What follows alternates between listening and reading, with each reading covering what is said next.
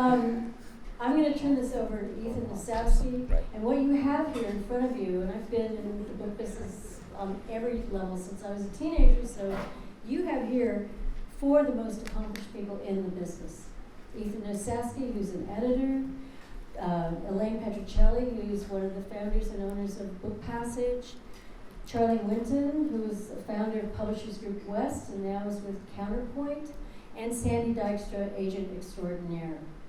I hope you enjoy this afternoon, and I just again want to seriously thank you for supporting the Book Festival. I'm going to turn it over to Ethan.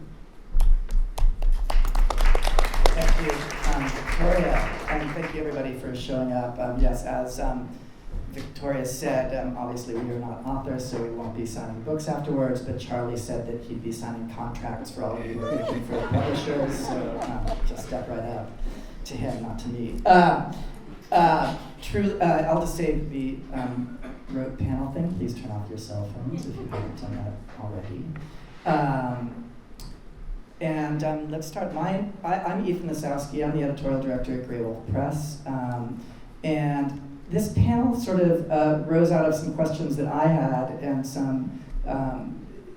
and I think some confusion that I sometimes see out in the kind of reading public and the book buying public about why books cost what they do and shouldn't they be cheaper, especially in the age of ebooks. And of course, actually not of course, this is something we'll talk about, is I sometimes feel like they should be more expensive. But and so I wanted to kind of use this question of what a book costs as a window onto the business broadly. And so this is going to be a panel where we're talking about how it works, what it is we each do. And so the idea that I gathered this this extraordinary group of people here. We have really many decades of experience sitting next to me, and I'm so grateful to you all for agreeing to sit here with me. It's a really great privilege.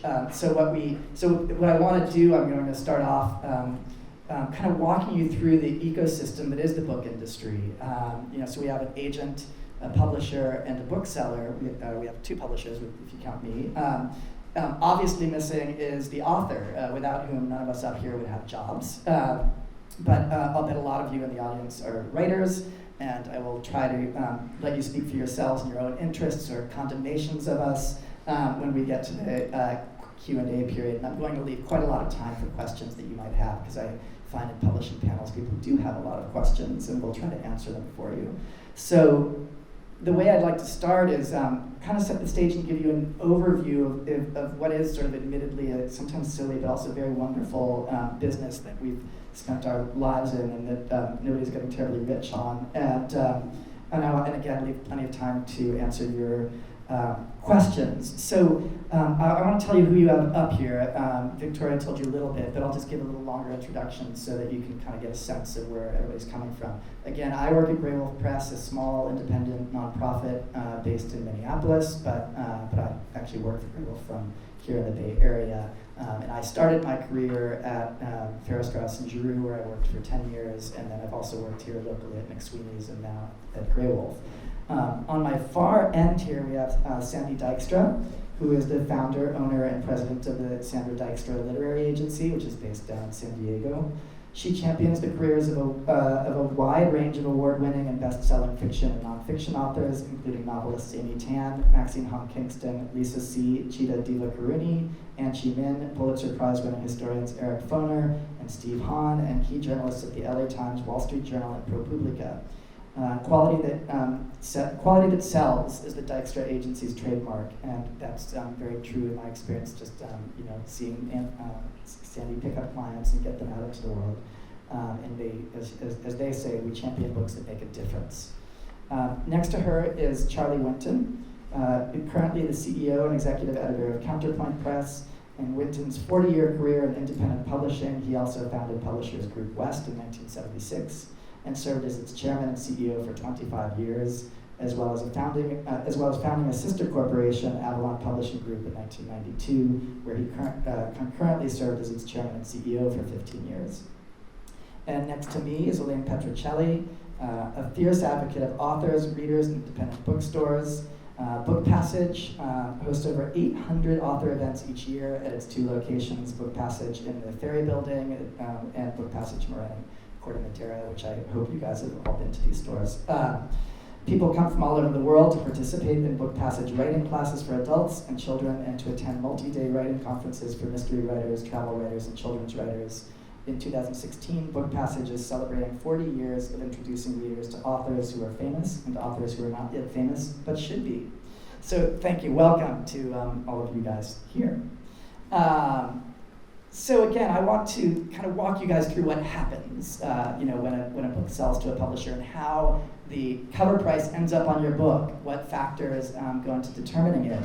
And so I want to start with Sandy Dykstra at the end, because as I said, we don't have an author here, and Sandy can speak a little bit to what an author goes through as they kind of enter this sausage factory that is an industry.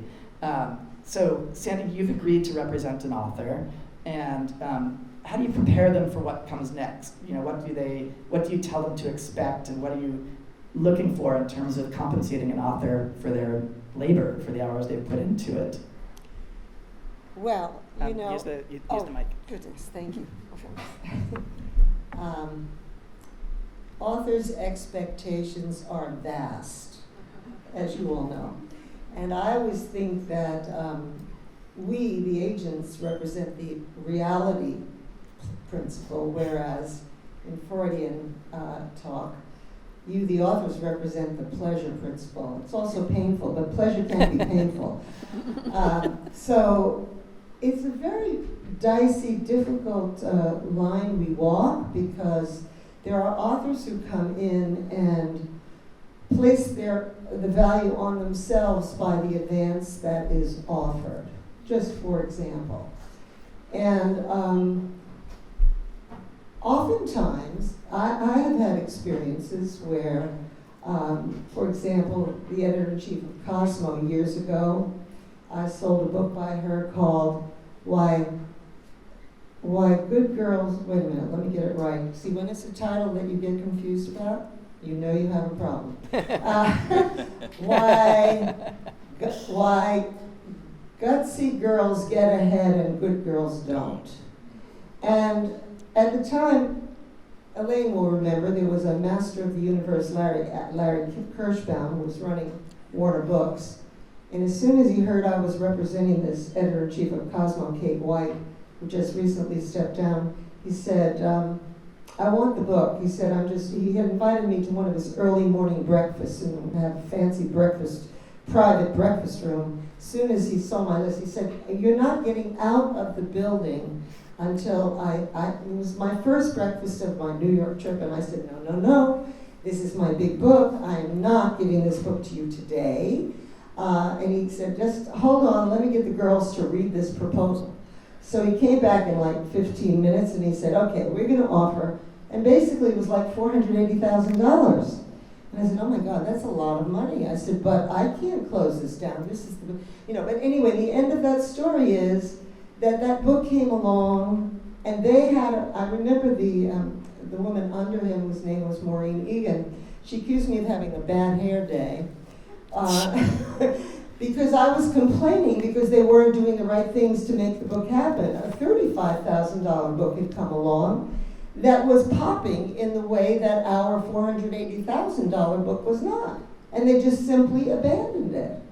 So, the first thing that I tell authors, the first thing I ask authors is, what is the most important thing to you? Well, of course, if they want me to be happy, the first thing they have to say is that I got you as my agent. That's the first thing. You want them to be happy then, because really we are selective, of course.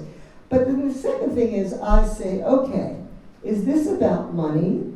Is this about getting the best publisher for your book? Is this about getting the best editor for your book? What is it? And obviously we go for all of the above, but you're oftentimes having to make a choice. You can get the money and get for a new fiction writer a house that is not going to be as respected by the New York Times. We had a school teacher once with a wonderful, wonderful novel. In fact, some of you would know the name. And Knopf had bid, I think, 75, and the newly established Riverhead had bid 150. And the author said, well, I need the money. And Riverhead at that point was not yet well established, Had she gone to Knopf, she might have had a whole different career. So we as agents are the reality principal, you are the pleasure principal, and what we try to do is to advise you about the realities of the business and the choices that you will make. We obviously try to get the best editor, the best house, the best money, but most often one has to make a choice. So I'll stop there. And then I'll ask you the rhetorical question. Do you have any input into, you expressed frustration with how a publisher was going about selling their book, the book, and do you have any input into how that book is sold or priced? Have you ever felt like a book by a publisher was either priced too high or conversely too low? We certainly weigh in, but ultimately it's always the publisher's decision. And the price of the book is oftentimes, as you know, based upon the number of copies that they get out in the first printing. So if they're not bullish and they estimate that it will be a small sale, then they get out a few copies and the author is screwed from the get-go. So it's a very, it's mainly an internal process. I mean, we are people who fight for the right jacket, for the right title, and the right price. But ultimately, it is the publisher's decision. And I often say it's often a collaboration in failure. When it works, it's extraordinary. But oftentimes, so yes, we're the outside, as we used to say when I was a student at Berkeley, we're the outside agitators, and we try to get the process to work for the authors. We're the authors' advocates. But oftentimes the publishers are running by a playbook which they think is the Bible, and then it's hard to fight. I kind of want this as a sort of a baton, kind of a relay race maybe. So I'm going to get Charlie to pick up the baton of, of the advance actually, how you go about kind of calculating an advance, and then obviously the byproduct of that is, does the advance you pay have anything to do with the price of a book? Okay. Well, I think one of the things that needs to be kind of said before I start in on that is there are different types of publishers. And so in the environment that we exist in today, there are essentially 5 corporate publishers who control potentially 80% of the marketplace. So the economics for a company like Bertelsmann, which is known to you guys as Random House or Knopf or Penguin. Yeah, it's random. They will ultimately, when that merger takes place, they will control perhaps 30% of the marketplace. So what their economics are and what the economics are for Counterpoint, which is an independent press in Berkeley here, of reasonable note, are entirely different, and that affects the process of acquisition completely. So the projects that I'm seeing or that we see, and Ethan likewise, are going to be vastly, it's going to be a selected group. It's usually the writers that we publish, if they're still with us. It's going to be younger writers, sometimes older writers who are on the downside of their career.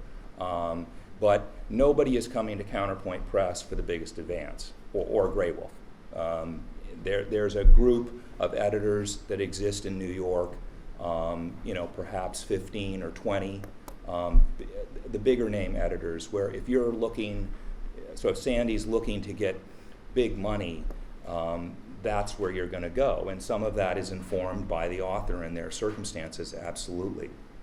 So when we're getting a book, because Counterpoint is a distinguished press, and we're lucky enough to have a couple of significant literary icons, Gary Snyder, Wendell Berry. We get certain books that come to us because we publish those people from them or related to them.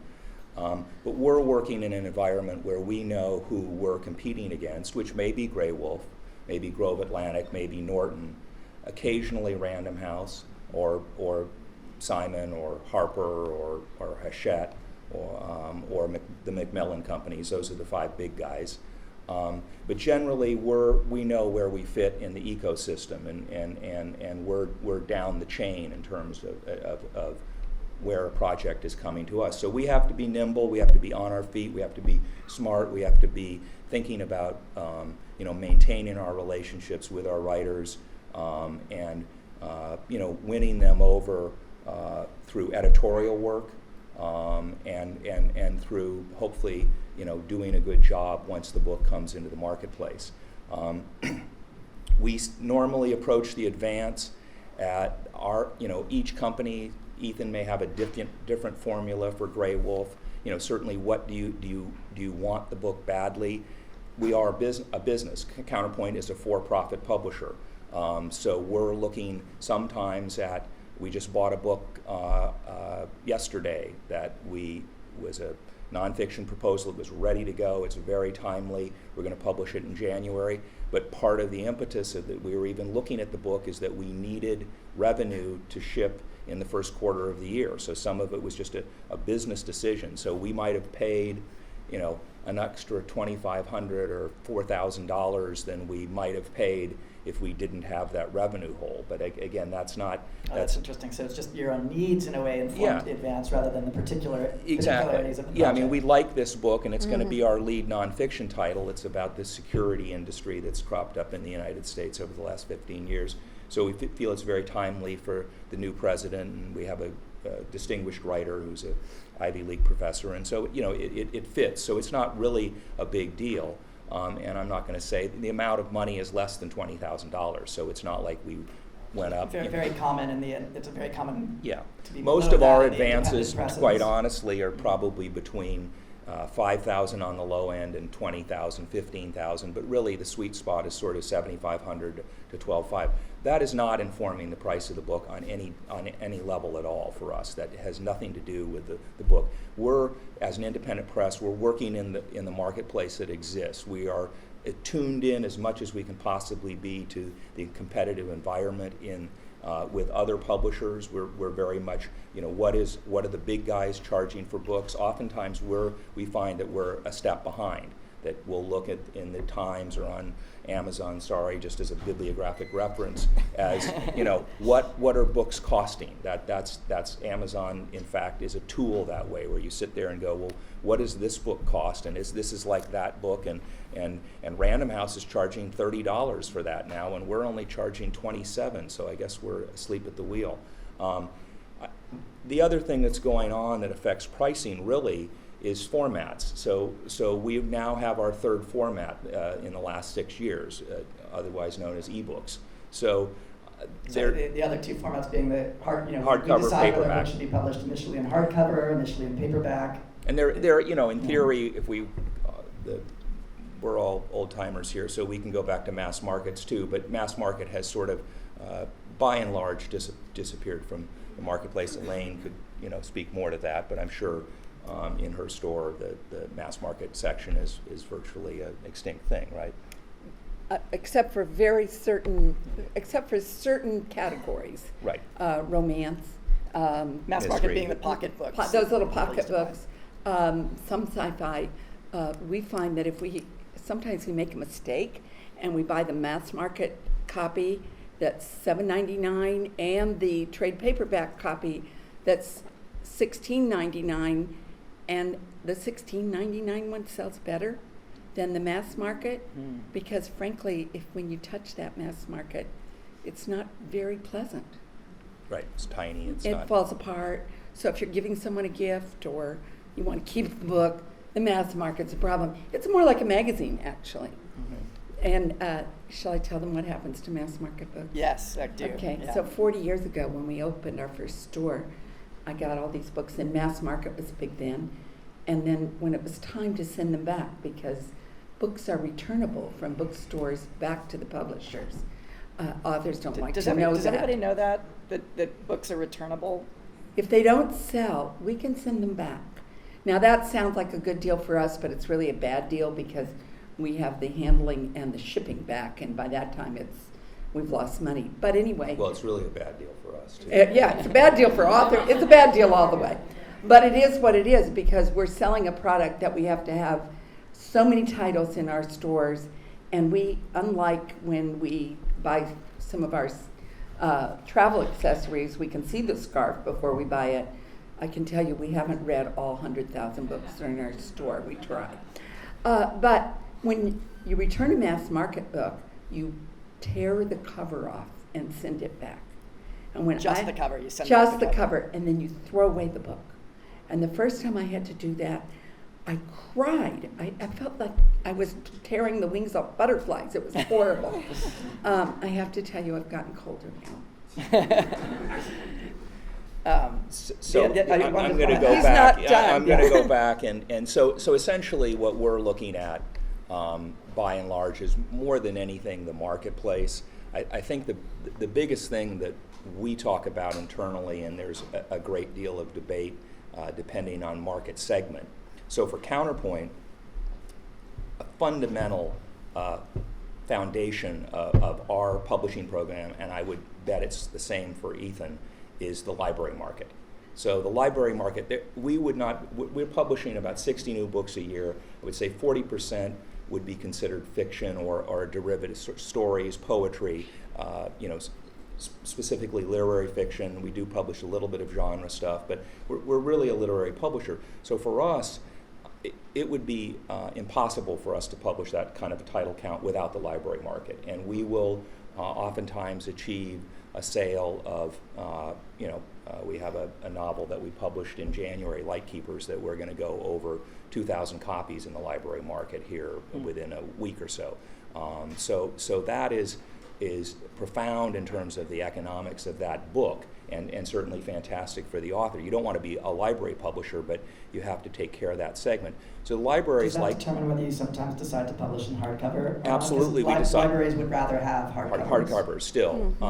And they're even within the review marketplace, the media marketplace, hardcovers are still, as much as trade paperbacks have kind of broken that down over the last 15 years. If you go through the New York Times on any given Sunday or do it over a course of 6 months, I would guarantee you that close to 95% of the books reviewed are hardcovers.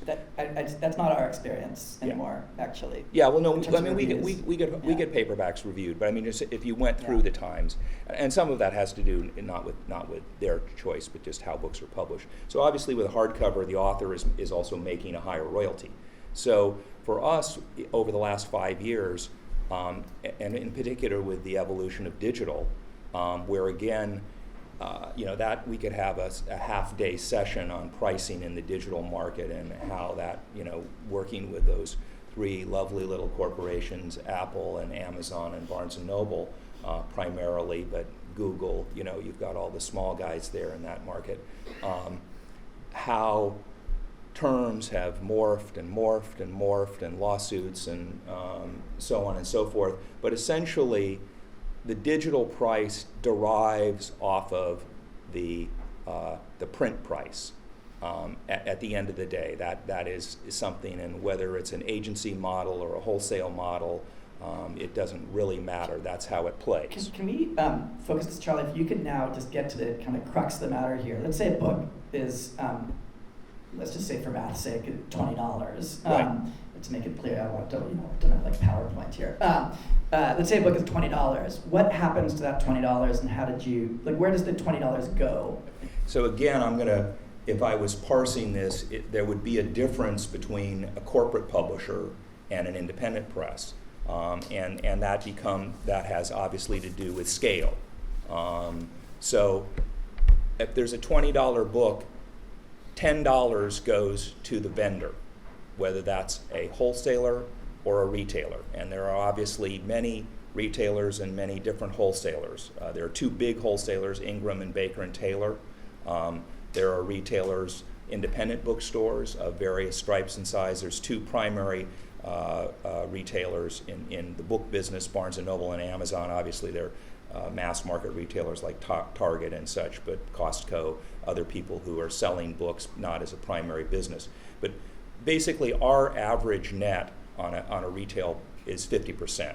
So non-returnable books are sold a little bit higher than returnable books, obviously a higher discount. But that's where we come out at. So if we're running our numbers, that's what we assume. That's very common. It's sort of the you think shorthand of that. is everybody just The shorthand is we get 50%. 50%. So as the publisher, we're working with $10. $10 is going to the account, and with Elaine, Wait a minute. I was waiting. well, They average 50%.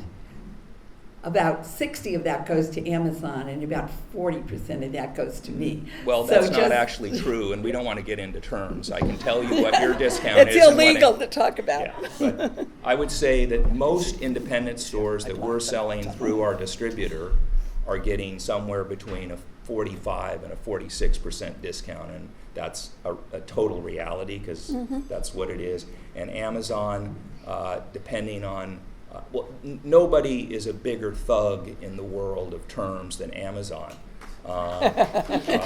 Thank you. And in fact, the reality of when I started in publishing in 1976, the high discount to booksellers at that point was 42%. So in my 40 years, what's happened is the average margin for a publisher has gone from essentially around 57% of retail to about 50% of retail, and that's not that Elaine and Bill are out there pummeling people whether it was Barnes and originally it was Walden who Yeah. then ultimately became part of Borders, and the two chains Barnes and Noble and Borders, where Barnes and Noble was aggressive, and then Amazon. So essentially, the big guys have moved the discount chain up. Wholesale has always been around 50%, not totally. Yeah, go But ahead. anyway, I'm going to keep going here. So We're not attacking him, we no, love no, him. no, no. So 50% goes to our customers, whatever they may be. About 10% goes to distribution of the retail price. So in other words, whether you're doing it yourself, which neither Ethan and I are, because we can't afford to.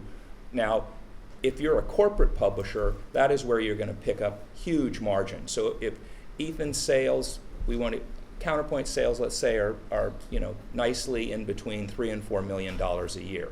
Okay, so Bertelsmann and let's say Random Penguin, we're probably talking about $3 billion in sales. So they have a slightly higher efficiency model than we do. So they're probably making an extra 5, perhaps 7.5% of retail just by being a corporate publisher.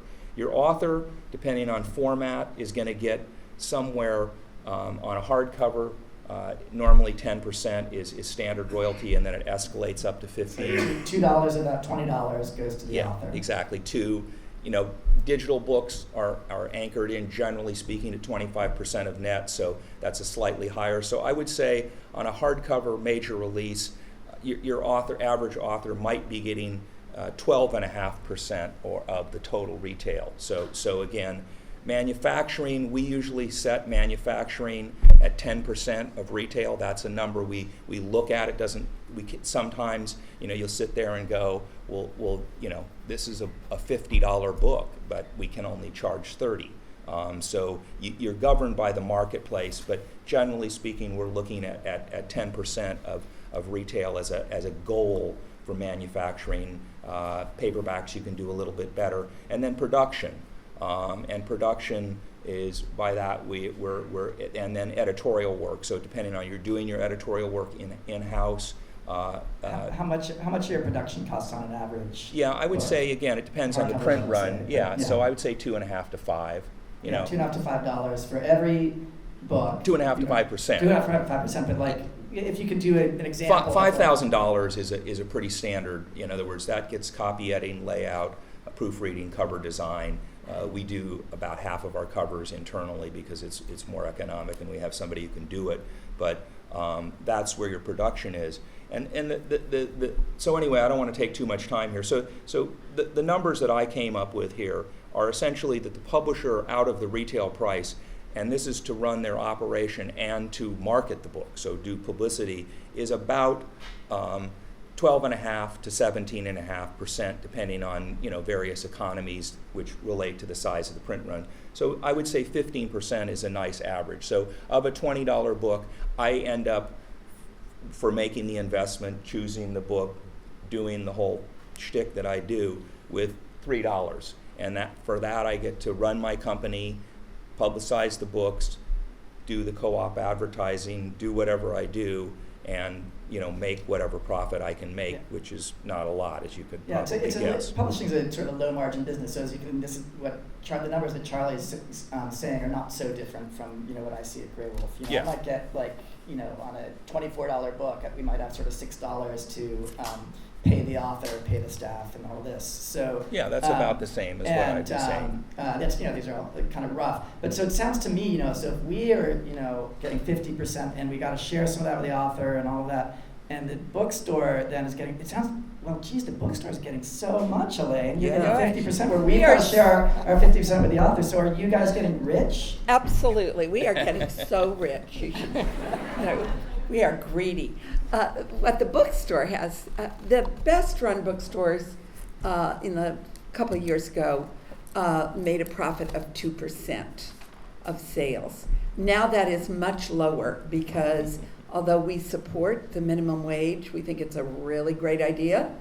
The truth is that we are known for having hands-on people who care, people who read books. We're paying those people, and people who are not paid minimum wage, they need to make more too. So there's a lot that goes to wages, a ton that goes to rent, a lot that goes to marketing on our part. When we have an author event at the store, we don't just open the door and say, here you are. We have put it in our newsletter, which goes to 30,000 people. If you divide the cost of mailing and doing that newsletter, each one of those little write-ups costs us $300. We have the cost of doing it on the website. We have an event host for every author. So by the time we're done, we hope we'll make 1%. And that's if What was it? 1%. 1%. 1% profit. And that is reality for independent bookstores today. The big guys have a different formula. They have not as many retail employees per sale as an independent. And I do believe that Amazon, I won't use the word Charlie used because I think of one You're that's more worse. But I don't believe they're interested in making money on the books. The point is to get you into their net and sell you everything else for the rest of your life. So it's really hard to compete with somebody who is both affecting the chain of how publishers price their books and what they can charge, and also affecting the retail sales, because a lot of people think, well, Elaine won't mind. She'll never know that I bought that new book from Amazon. I may not know, but where will I be? That's the real question. So I feel that especially if you're a writer, it is in your best interest to shop at your local independent bookstore because we have a symbiotic relationship. We support new writers. We like to we're very proud when someone comes to us who is new. Maybe no one's ever heard of Khaled Hosseini, and we've had the pleasure of welcoming him for his first event, making him a first edition pick, and then we watch his career soar. And that's happened with author after author after author. Today we're having two very famous authors at the bookstore, Richard Russo at 4 and What's her name? What's her name? Barbara Boxer at 7. But at 1 we're having somebody who you haven't heard of, because we want to bring authors to people.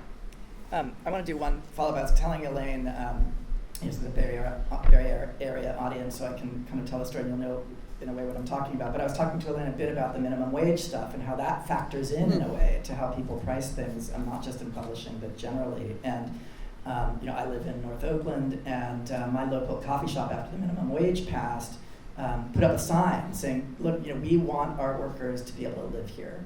We support the minimum wage, but that means we also need you to support, since you all voted for it, to support the minimum wage and pay more, because my local coffee shop wasn't, it's similarly, very low margin business, and so the coffee gets more expensive if you want to give workers a better living wage. Now the difference, that nobody, different coffee shops can price things differently, and so what I asked Elaine, Because I said, you know, as publishers, we stick the cover price on the book. So I asked her if you wanted to do that. Do you think we should keep sticking the cover price on the book, or would you rather set the price? Oh, that's an interesting question. My husband Bill for years has said, why are we sticking cover prices on the books? This is crazy. Why is that being decided somewhere? Every other product that you buy in a retailer, the retailer has bought it at a wholesale price, and then they can charge whatever they want. It's a big question, and one of the publishers is actually going to be doing an experiment this summer with a group of booksellers, sending us some books with no prices on them. Oh, wow. And we're going to try different prices, they won't tell us what to price them at because that would not be legal, I think. But we're going to see what happens and how people feel about that. I think this is a wonderful experiment. I am not optimistic that that will happen in the long run. It's too convenient to put that price on, and it would be difficult to change totally. But your point about the minimum wage is a really good one. We cannot raise the price of a book beyond the cover price. We can lower it. You'll be happy if we lower it, but there's no way we can say, oh, by the way, we're charging you an extra 50 cents. Okay, good. I wanted to bring Sandy back in here. So. Well, I just wanted to get back to Charlie's point about economy of scale, and that you're taking home, I think you said $3 a book. Yeah, and then Roughly. I had Roughly. another number for Random House that's Okay. about 10% higher.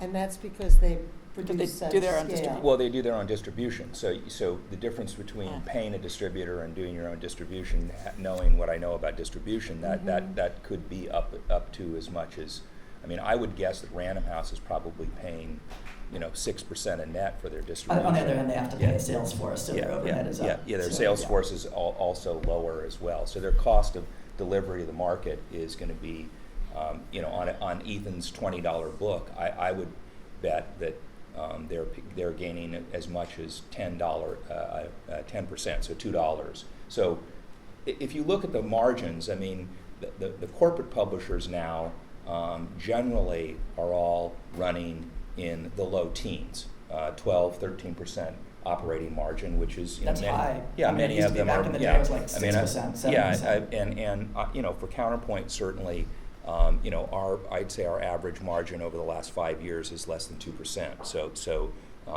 that's the 10% right there. It's just efficiency. So. Well, I just Manufacturing as well. If you're doing a print run of 500,000 copies for a big book, Yeah, you're going to the get paper's cheaper. much cheaper. Yeah, well, corporate publishing has its virtues and Yes. its vices, and I think that for you, and it seems as if the majority of you in the room are authors, you have a wonderful array of choices, because if you publish with Counterpoint or Grey Wolf, you're going to be on a smaller list than if you, let's say now Random House is like the Queen Mary, having combined with Penguin, it's PRH, and they're going to be publishing, you said 30%. When they were Random House, it was 1 out of every 4 books was a Random House book. So the question that you have to ask yourself is, well, what kind of book am I writing, and for whom is it destined, and what is my objective here? As I was saying earlier, you can get a very big advance, and then you can also fall a bigger distance. If you don't, earn out that advance, it's problematic, So it's the wonderful thing I think right now for authors is the realm of choices, because whereas Counterpoint and Grey Wolf, they have their own distributors. Oftentimes, smaller houses are distributed by larger houses like PRH, but you have a better chance to shine on that list. So you might be getting a lower advance, but you might be earning royalties if they do their job.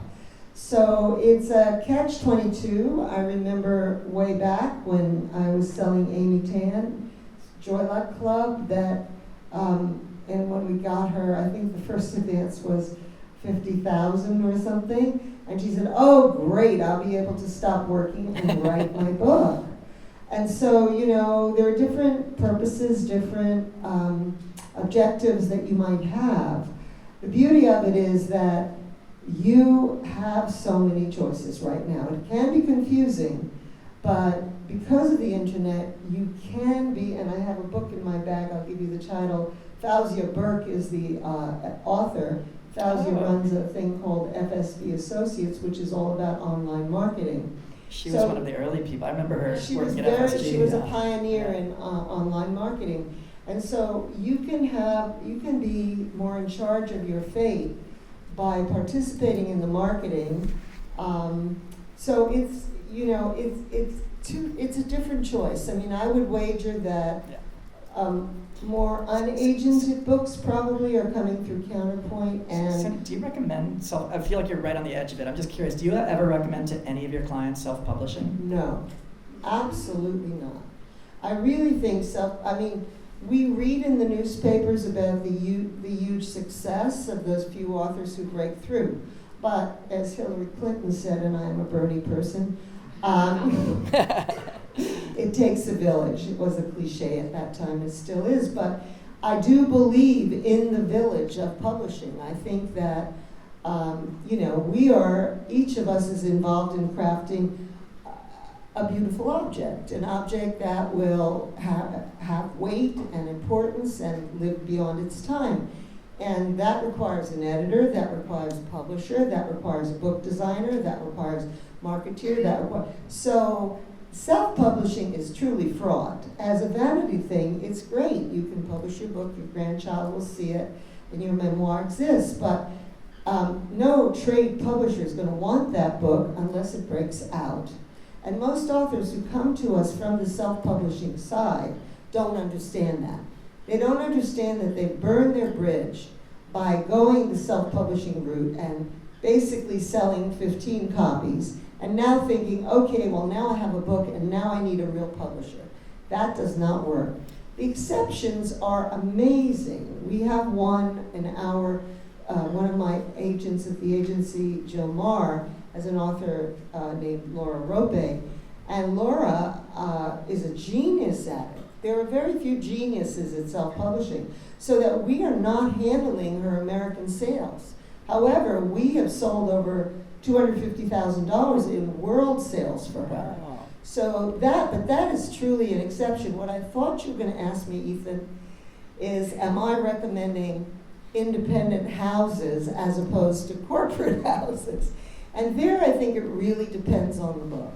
And it depends on the author, and it depends on how unique a situation it is. Now, I'll tell you a lovely story, and then I'm going to shut up. Because, No, that's good. but it's really a wonderful story. So the young man who's running the UC San Diego Alumni Magazine now asked if he could do a profile. So he came over, and of course, as all writers do, he began to talk about his own work and all that. So I wasn't paying a lot of attention. Then a few weeks later, in came this manuscript, not by him, but recommended by him.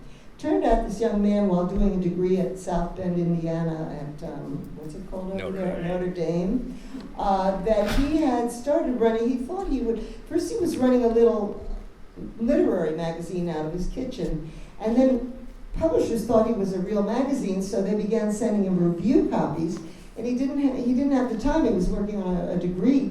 So he began to see the stories of a young man named Curtis Dawkins, and he thought, well, this guy, he's in jail. He really has a lot of time to write reviews. So he began a relationship with Curtis Dawkins, and Curtis was writing reviews, and every now and then would send a story. And this young man named Jarrett said, oh my God, this guy's really, really good. I'm going to set up a publishing house to publish him. And then he got the job running UCSD Alumni Magazine, and he thought, and anyway, I can't handle this talent. I won't do justice, so why don't I send it to Sandy? So in came this manuscript, and I thought, oh no, this is terrible. I'm gonna put this aside. This is just gonna be a series of stories set in jail. I mean, I love Orange is the New Black, but really? And he killed a man.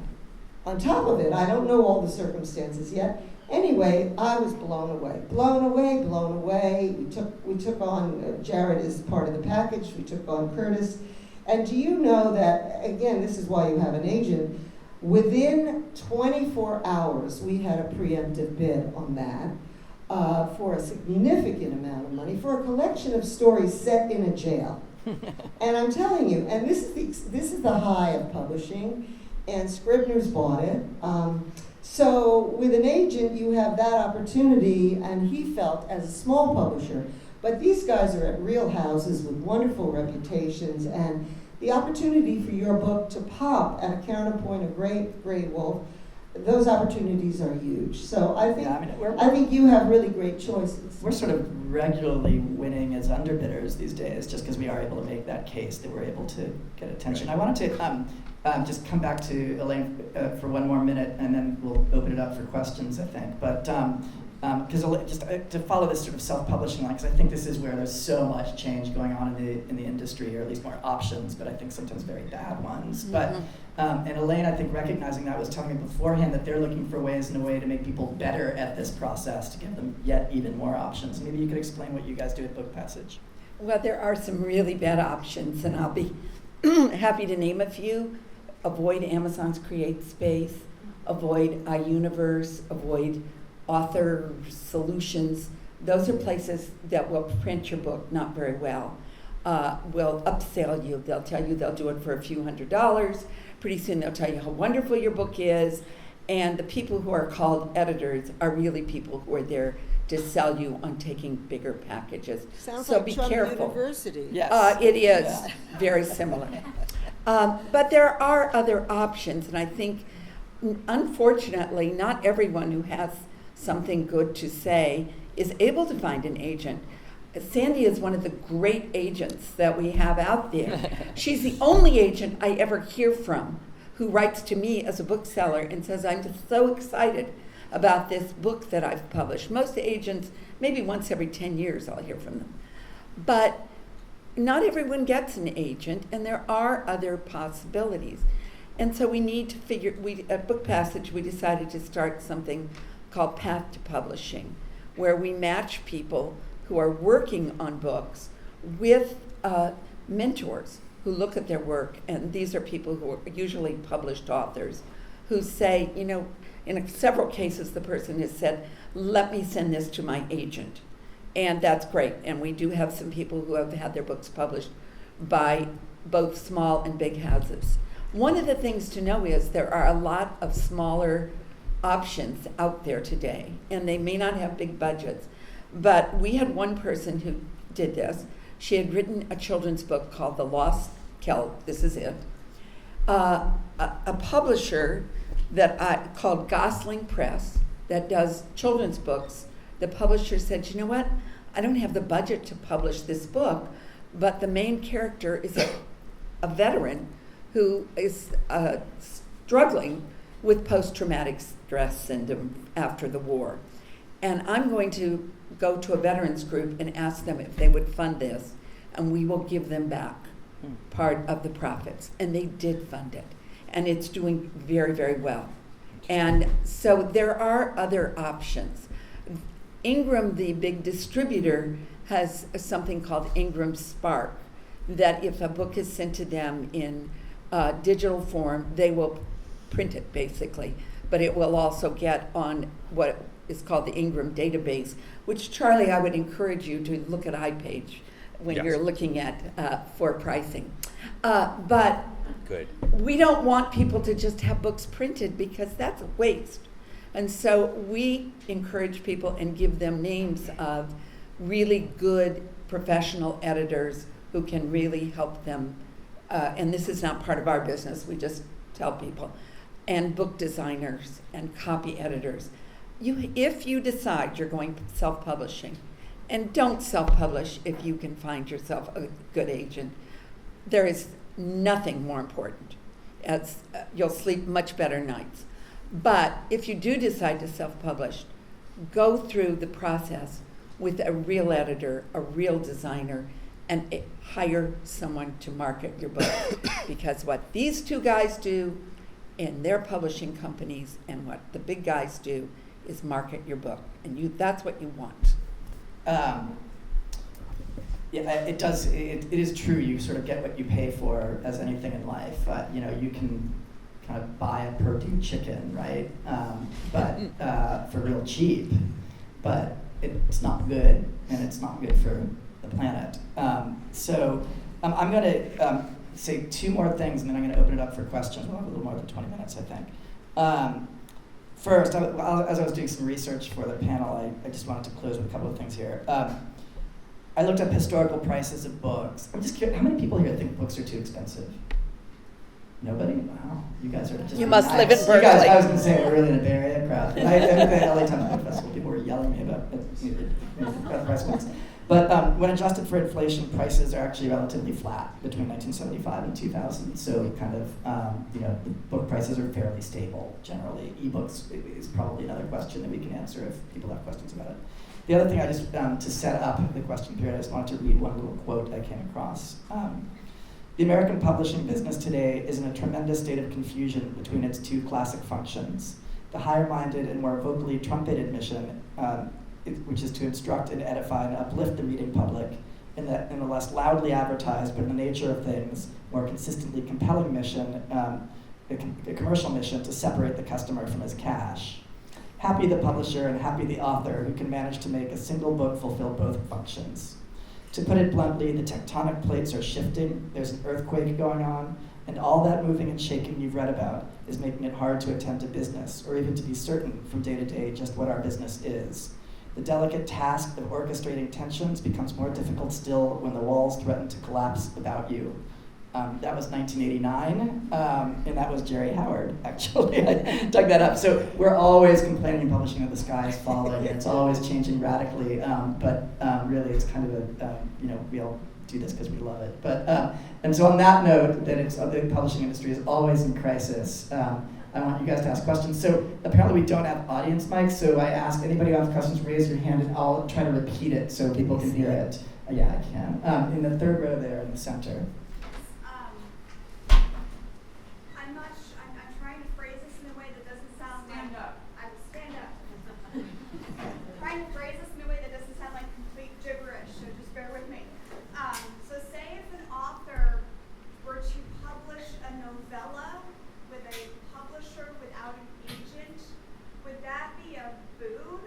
Or would that be a kiss of death? Or would it depend on sales? Would it depend on exclusivity? Do you mean self-publisher or just with like a legit, even small micro press? Just like a legit press. Okay, so the question is it a good thing or a bad thing, essentially, for an author to publish a novella, a very short novel with a small press, for your career generally or for that book? Basically, just for a book that doesn't have anything else attached to it, just like a single work.